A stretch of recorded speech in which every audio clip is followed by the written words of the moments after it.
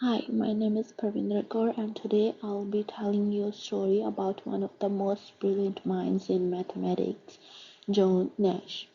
John Nash, a Nobel Prize winning mathematician, he developed his groundbreaking work in game theory, specifically what we now call the Nash equilibrium.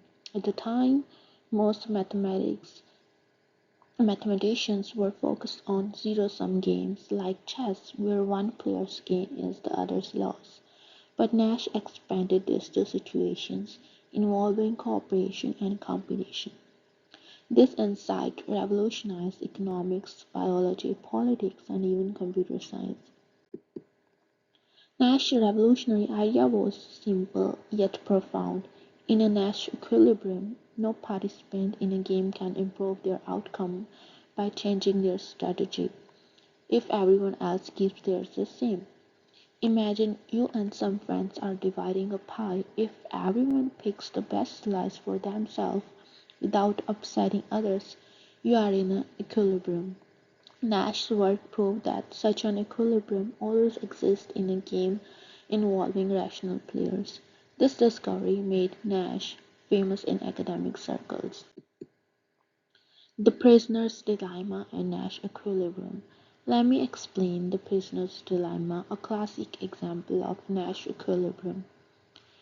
Imagine this: two prisoners are arrested and questioned separately. They have two options: confess and betray the other, or stay silent and cooperate. Here's how it plays out. If both stay silent, they each get a light punishment. If one confesses while the other stays silent, the confessor goes free, but the silent one gets a harsh punishment. If both confess, they both get a moderate punishment. So what's the Nash equilibrium here? It's when both prisoners confess. Why?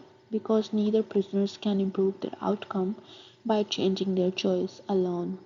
If one stays silent while the other confess, they lose big. So rationally, they both choose to confess even though it's not the best overall outcome. This is the beauty of Nash equilibrium. It helps us understand how people make decisions in tough situations. But Nash wasn't just a genius mathematician, he was also hilariously eccentric. He had really funny personality. He had quirks so unusual that they would make anyone question their reality. Here's the funny part: Nash believed he was a secret agent for the US government. Yes, the math spy. Nash was at Princeton, walking around campus with his signature intense look. But instead of heading to a classroom or his office like a regular professor, he started writing math equations on walls. Yes, walls. Using chalk. Why? Because he thought the FBI had recruited him to crack Soviet codes during the Cold War. But Nash didn't just write math, he encrypted it like a true spy. He believed these equations were secret messages to communicate with the government agent.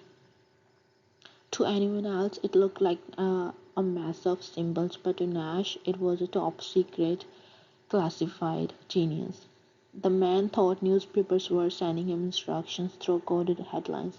Imagine flipping through your morning paper thinking, oh, the New York Times just gave me my next spy mission.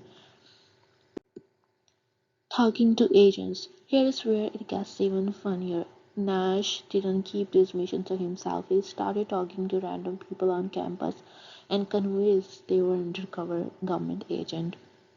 Picture him in the cafeteria eating a sandwich and casually explaining his latest math discovery like it was a James Bond plot.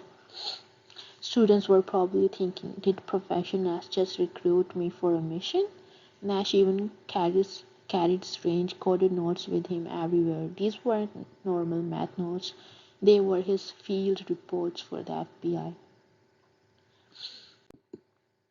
Now, if you thought writing on walls was strange, Nash also had a habit of writing on chalkboards all over campus, but not in classrooms. Random hallways, empty rooms, even outside. He once scribbled equations on a chalkboard in such a convoluted way that a janitor thought it was some bizarre prank and erased it. Nash was furious, thinking the enemy had destroyed his secret work. Imagine being that janitor just trying to do your job and suddenly a world famous mathematician accused you of being a Soviet spy. The funniest thing about the story is that Nash truly believed all of this. He thought his math work was so critical to national security that even cafeteria workers might be spies, while everyone else saw a quirky professor. Nash saw a world of espionage and coded math problems, and that's when that and what's even more hilarious is that his paranoia, though completely unfounded, led him to create some of the most revolutionary math of the 20th century. It's like he solved world changing problems like while living in his own secret agent fantasy.